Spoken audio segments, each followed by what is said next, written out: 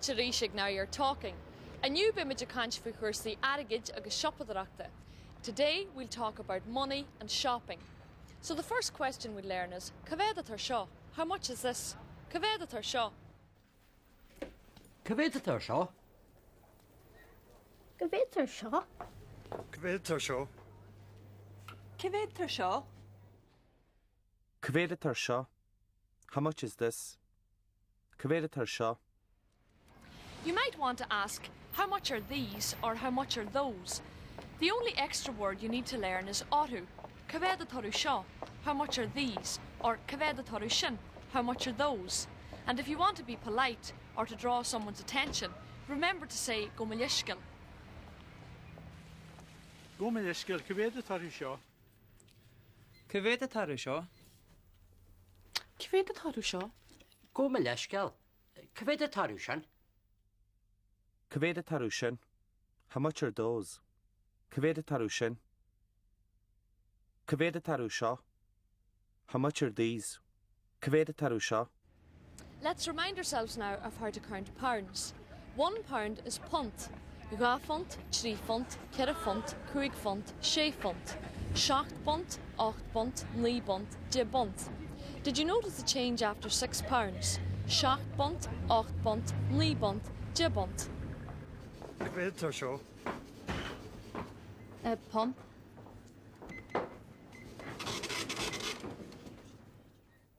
Cavéad seo? Jefont. Ja, funt. Sé. Go mai. Cavéad seo? 3 fant agus 4 fant. Cavéad seo? 5 fant. Go mailiscil, cavéad seo? 6 font a boxer. Punt, 1 pound. Yeah font, 2 pounds. 3 font, 3 pounds. 4 font, 4 pounds. 5 font, 5 pounds. 6 font, 6 pounds. Is cavéad sin? 7 font a boxer. Cavéad seo? 8 punt cion. Go mailiscil. Cavéad seo? 9 bant buidal. Cavéad sin. 10 punt le hall. 7 bunt, 7 pounds. 8 bunt, 8 pounds. 9 bunt, 9 pounds. 10 bunt, 10 pounds. In those last scenes, there were a couple of extra words used. 7 bunt a boxa, 7 pounds per box. 9 bunt a budgel, 9 pounds per bottle. 8 bunt a cion, 8 pounds each. And in the last scene, the customer wanted to know how much she had to pay the shopkeeper. So she asked, Cavéad sin, how much is that? Cavéad sin? Have another listen. Is cavéad sin? 7 bunt a boxer. Cavéad seo? 8 punt cion. Go mailiscil. Cavéad seo? 9 bant buidal. Cavéad sin. Cavéad sin? How much is that? Cavéad sin?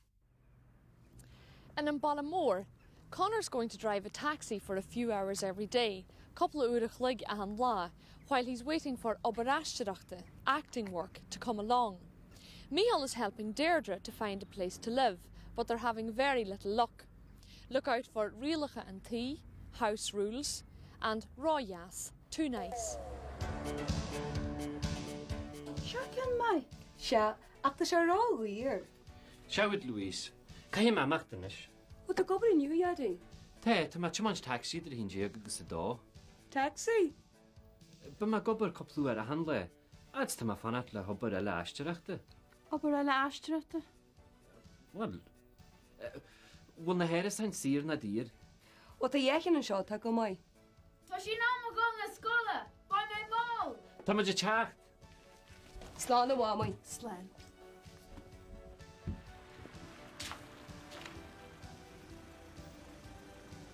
Kishan? Cara dy mahoid? Cara? Tîm? Fi mi jyr ysgol i hile. Slán. Slan.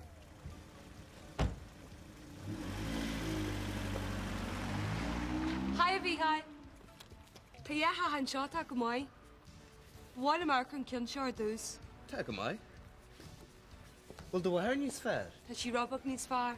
I knew she gone the skull in you. Ta she aunt Tarsha.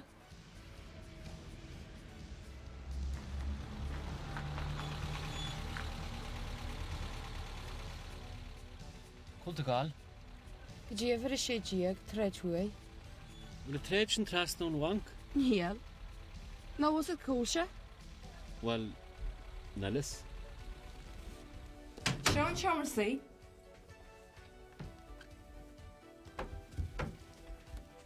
Hello. Hi. Sean Houston.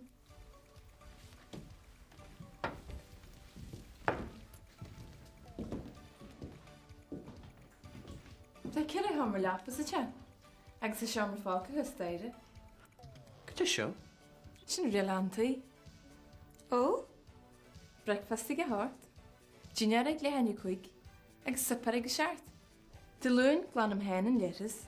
De March glan Stuart an Chomersey.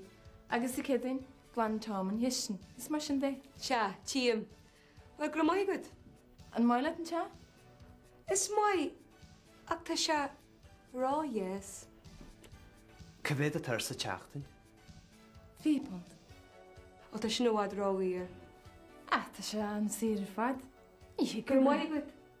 Sorry.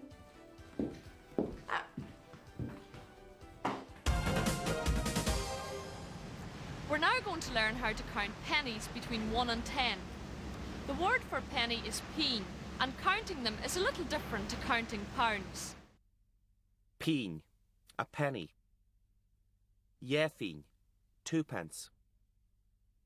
Trípíne, 3 pence. Kerapíne, 4 pence. Quidpíne, 5 pence. Shépíne, 6 pence. Seachpíne, 7 pence. Achtpíne, 8 pence. Míbíne, 9 pence. Jaibíne, 10 pence. Cyfed sian? Sin jibant agus chuig píine a hall.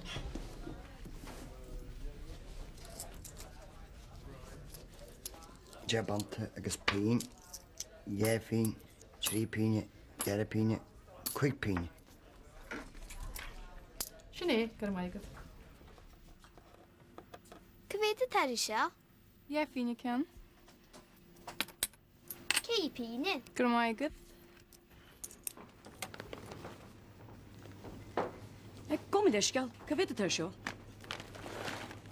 Trí fant jibíine. Trífont jabine, gyda maigad. The word for change is brishu. Well, brishu pontagat. Do you have the change of a pound?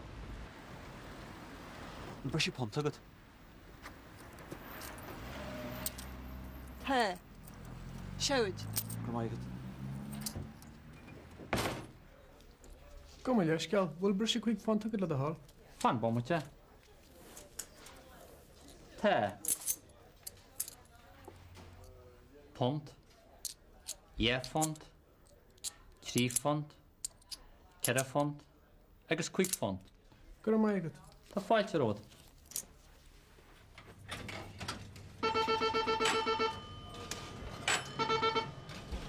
Vera, wil brysio pontagad le de hal.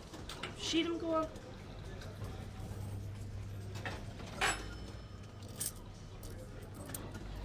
Siawd. Grymaigad. Well, brishu agat. Do you have change? Sheelam go well. I think so. Sharage, here you are. Let's watch them again. Brysio pontagad. He. Siawd. Grymaigad. Kom maar, Jeskel. Wil brusje quick van te willen de hal. Fan bommetje. Te. Pont. Jefont. Trífont. Kerafont. Agus quickfont. Grymaigad. Tá fáilte ród.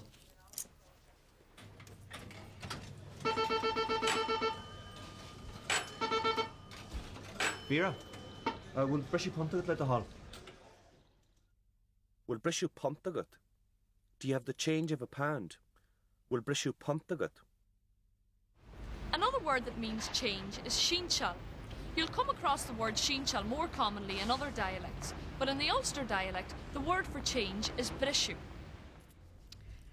Gaeilge, bhfuil sinseal de bunt het le de héil. Tá cínta. Gur magad.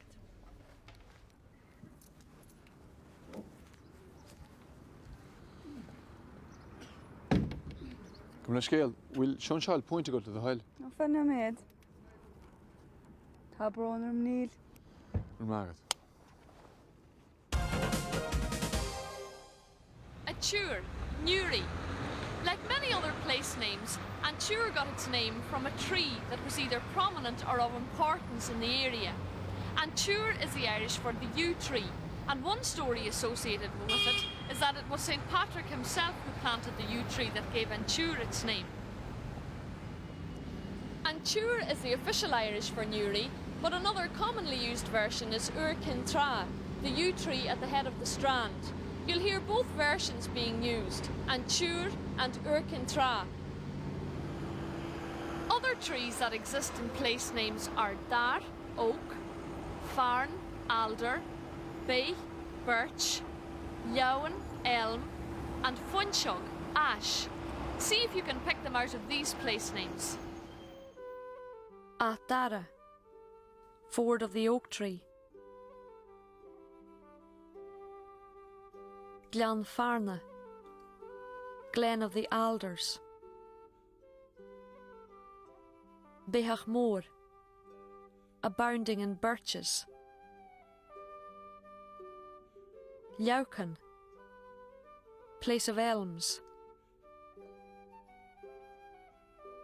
Anunshin, abounding in ash trees.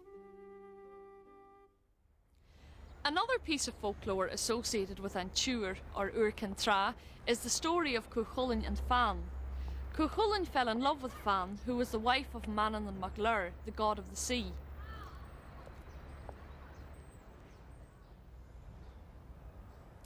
They were together in the other world for some time, but Cuchulainn knew that he had to return to his own wife Emer, who was waiting for him in Ulster. Before leaving, he and Fan made arrangements that they would meet again soon, and Ur Kintra was to be the meeting place. Understandably, Emer was somewhat irritated when she heard about Cuchulainn's escapades, so she went to Ur Kintra to kill Fan. However, with the help of her husband, Fan managed to escape from Emer back to the other world. There's no account of how Emer dealt with Cuchulainn after this incident, but I'll bet he wasn't let off too lightly.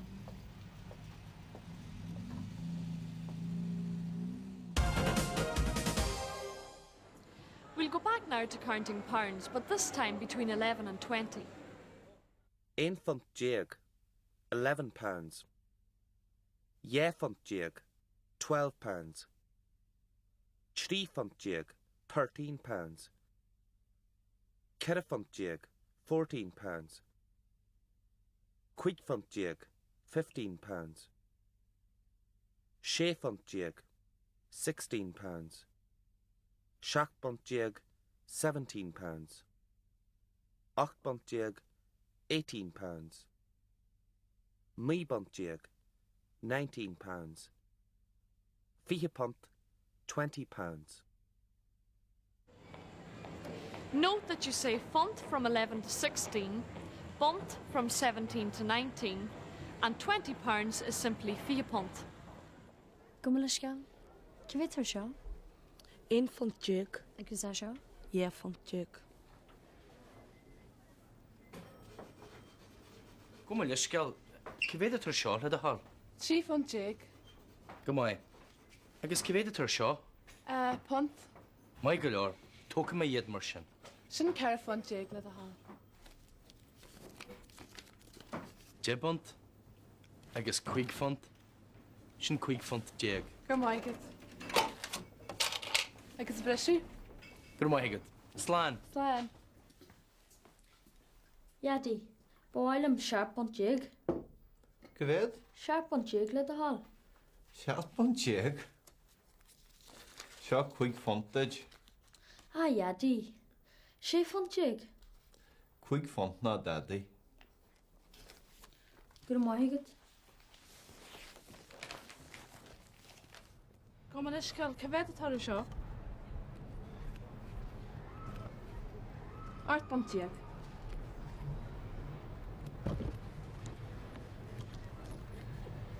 Agus i sio?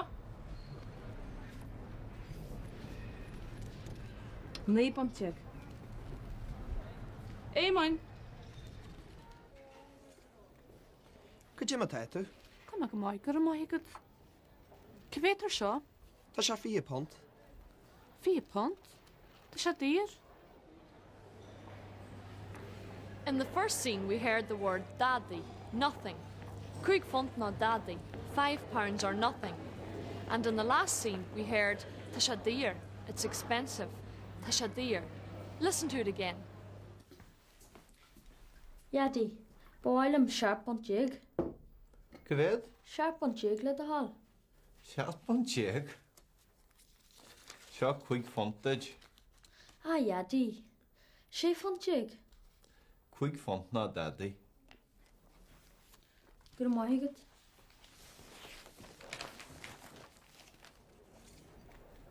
Could you matatu? Come ag mai, gyda mohigyd. Cyfed yr sio? Ta sia fi pont. Fi pont? Dy sio dir? If something is very expensive, you say Tasha an dear. Tasha wadrogier means it's far too expensive. Another useful word is seer, inexpensive. Cyfed y tysio? Siacht bont.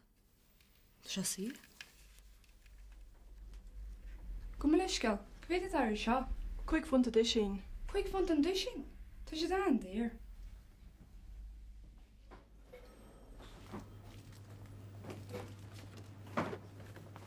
Boel am sio. Cyfed y tei. Ni bont. Dy sio wadro wir. Tasha seer, it's cheap. Tasha an dear, it's very expensive. Tasha wadrogier, it's far too expensive. You also heard Craig font a dishing, £5 a dozen. Dishing, dozen. Let's watch them again.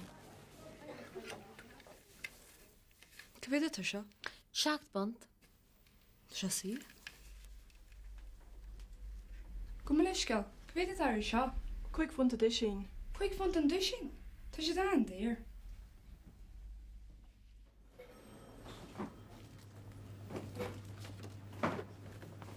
Boel am sio.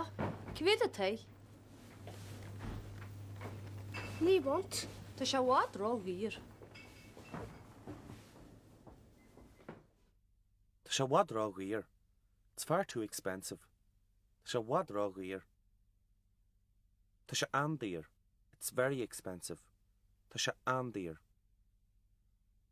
Tasha dear. It's expensive. Tasha dear. Tasha seer. It's cheap.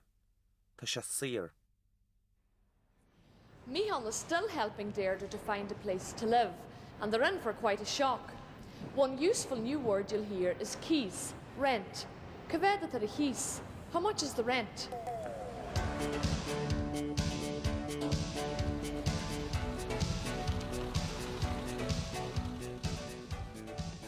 Na, o mynd yn sy'n gyffol. Ta ma mal. Yn Sean eich? Ni ha.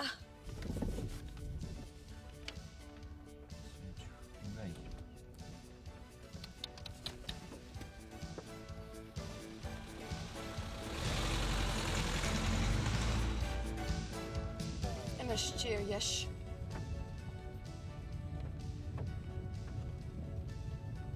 Agus ar lle.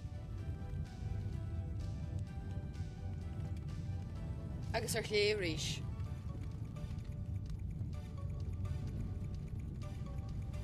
Sinna an teas yn hal yn sin.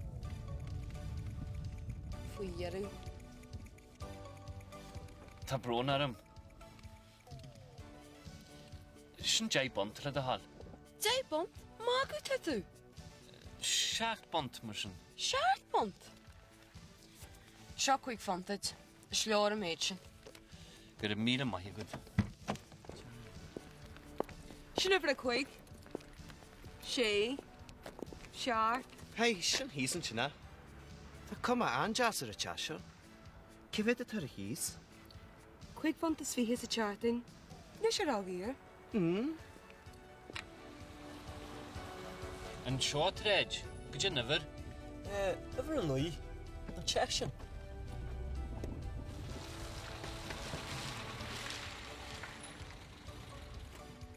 Cefyd sin? Trí font. Wel brysio fi pont agad? Níl brisiú bíogum. Wel, fan siop o mache. Cael mi brysio fel ti che. Mae go leor.